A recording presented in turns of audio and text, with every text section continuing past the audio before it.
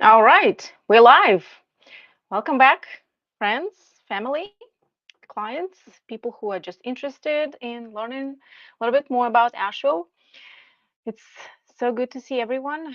As everyone's going to join in, please put in comments where you're joining from, what part of the country or the state or town. It's always great to connect with anybody who is jumping on here. Bring your questions, bring your comments.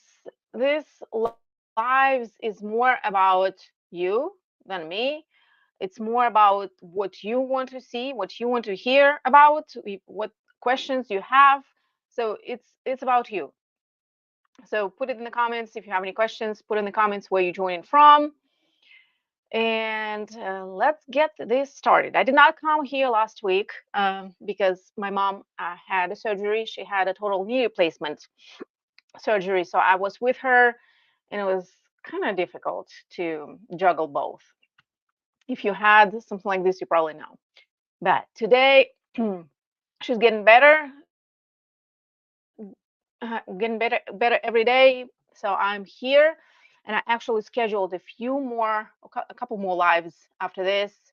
If you want to look at my channel, I'm bringing guests for the next two lives.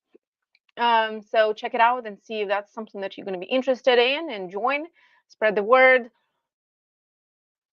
All right.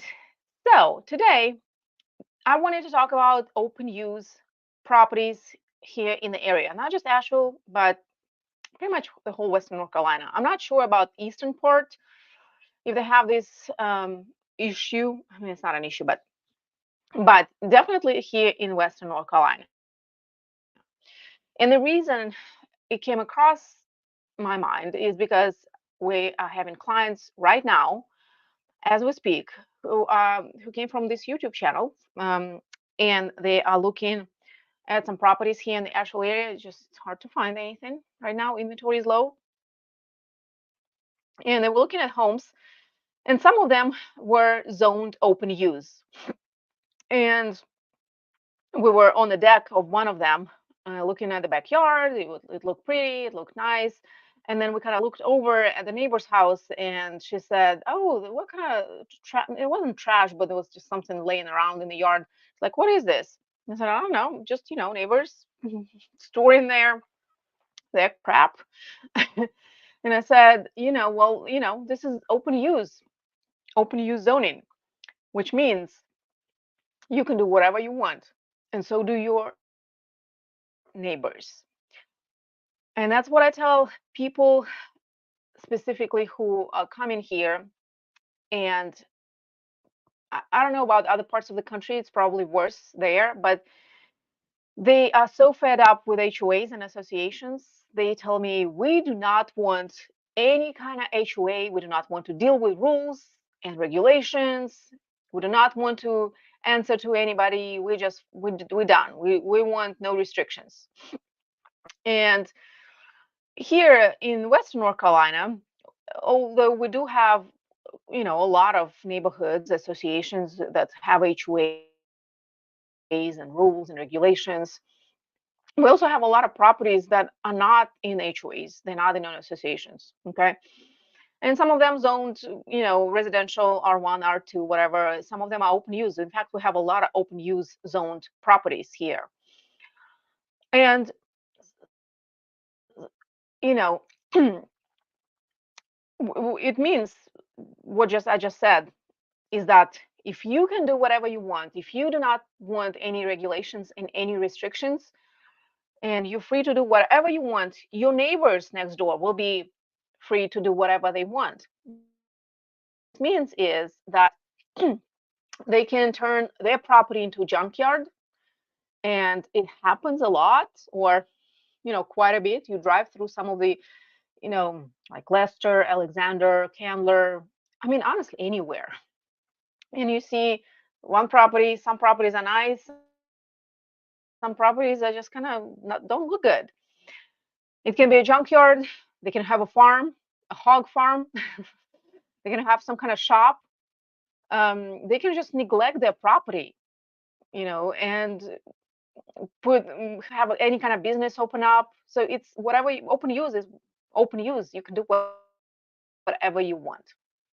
And so I encourage everyone to look at those covenants and restrictions that every HOA has as not only restrictive covenants, but also protective covenants, because they protect you not only from, other neighbors do whatever they want, but protects your home values, because all the houses, all the properties in the same neighborhood will be kind of the same. They will be upheld to the same kind of standard, right? You're not going to be able to just do whatever you want.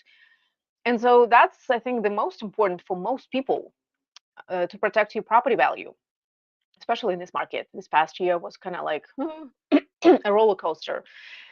So this is the kind of the main thing about open use properties that I wanted to share, because a lot of people don't realize it. Now, excuse me, I would not necessarily tell you, okay, if you don't want open use, let's exclude every property that is in open use from your search. No, because there are some neighborhoods that are located in open use zoning. And just because they're in open use zoning, their covenants and restrictions go first, right? They prevail. And if you exclude open use zoning properties, you will exclude all these properties and you will miss homes that might have worked for you. So, open use is a double-edged sword for sure, just because of that. Let me know if you have any questions as we go, and put it in the comments where you're joining from, what part of the country, state, or part of the town, maybe if you're in Asheville.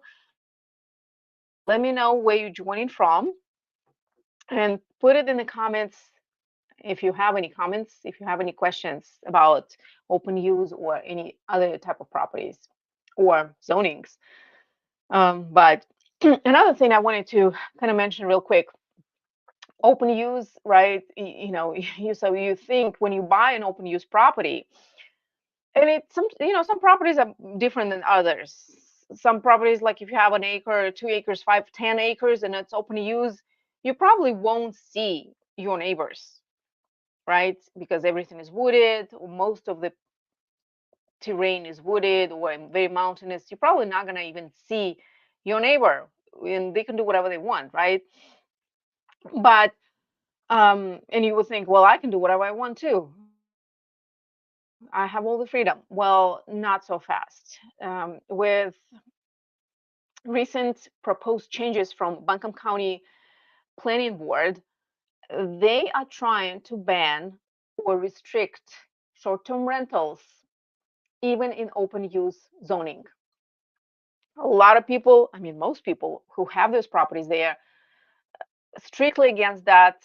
There were comments made in the meeting last week that this is kind of sort of illegal for you to do that.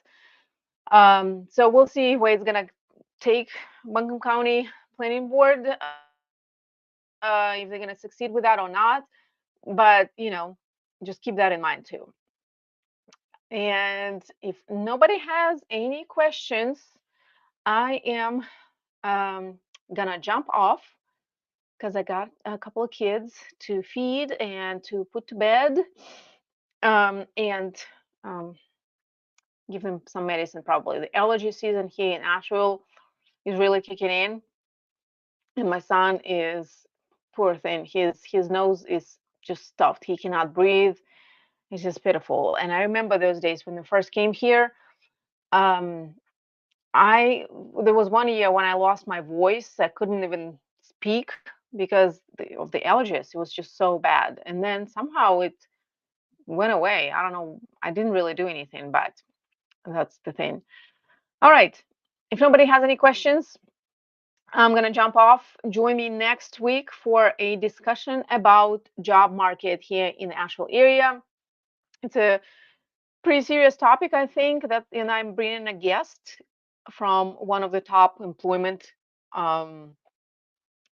companies here in the area to talk about what to expect here in the area in terms of jobs. What kind of jobs we have, what kind of industries, what kind of, what do we have? If you're not bringing your job when you move in here, what do we have here? And also, we're going to kind of touch upon this article that just came out maybe like a week or two ago, that Asheville was voted as the top destination for career shifts. I know everyone on the internet who saw this article and shared and reshared this article was horse laughing at it, because I mean, I don't know who paid to have this article come out, but we're gonna talk about all this next week, next Wednesday at 7 p.m. Eastern time, with somebody who knows this topic inside and out. So join me next week. If you don't have any questions, I am gonna say goodbye for the rest of the night, and I will see you next time. Have a good one.